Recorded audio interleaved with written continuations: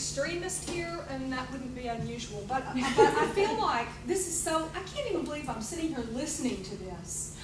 I mean, I've heard all this stuff about the pipeline, and I wanted the jobs and all that stuff, but never once did I hear of the garbage that was going to be pumped down through all these states, and just for money. Never one time did I hear over the TV or anywhere else that it was going to be this corrosive hodgepodge mess. It doesn't sound like very much pipe could really withstand this for any length of time, buried underground. We can do pipelines in Alaska in the pristine wilderness above ground where we can watch that stuff all the time, but not in Texas, where it's going to be underground, going under all these lakes, above our aquifers. Who are we kidding? Who are they kidding? Ramming this stuff through this old pipe? Are you kidding? What kind of a moron is doing this stuff and putting garbage like this in old pipe, much less new pipe? I'm sorry, I cannot even imagine we're having this discussion. It's so ridiculous. Back in the day, there was ethics, and the guys that were doing the welding along those pipelines, my father was in the oil business. Back in that day, they did care, and they did do a good job, and there were still accidents and stuff like that. Sure. This is an altogether different day and time, and Yes. this is different. You have big business telling you, shoving you around, telling you what to do. And then you have Big government. your own big government pushing you around.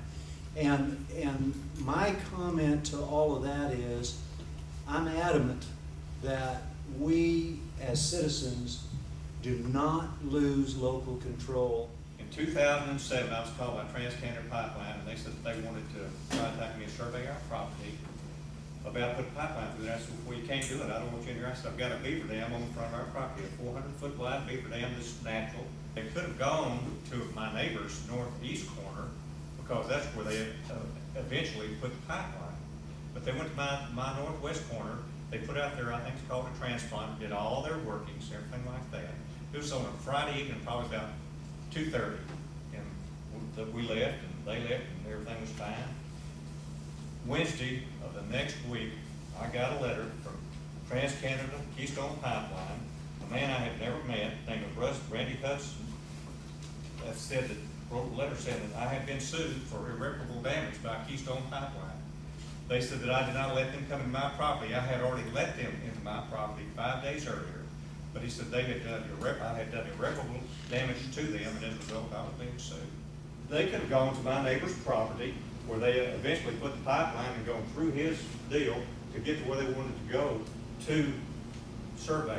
They didn't have to. In fact, one of the young men said, I don't even know why we're even over here on Mr. O'Leary's property, because we're going to do it over the other side. But and you wonder, well, are they just trying to set me up so they can sue me or what? But a lot of people are afraid because they don't have the money to do this. Fortunately, I had a good friend that was able to help me out. And as I said, Miss Parrish was very frustrated that they didn't show up because they wanted it on the docket. And she did dismiss it, but I have the paperwork and everything else. But we feel helpless. Well, I mean, we have a sense of helplessness in our own society now with what's going on. Yeah, there's a law in Texas that says you can request the MSDS sheets, and they have 30 days to comply with that request. Okay. So the other day when I asked TransCanada, I would like to know what's coming across my land. So when they say, well, it may be different products, they won't even use the word tar sands. They won't even say that. They said it could be one product comes through for one day and another product comes through for several months. I'm going to put on my list to do once a month, request an MSDS sheet. I demanded water tests done of my well and of my creek before construction started. So I had a baseline saying, this is my water before you got here. And I turned the tables on TransCanada because I took all of those MSDS sheets, sent them to the finest water lab in the state, and I said, I want my water tested now against every one of these products. So if at some point in the future they show up, I can unequivocally show they weren't here.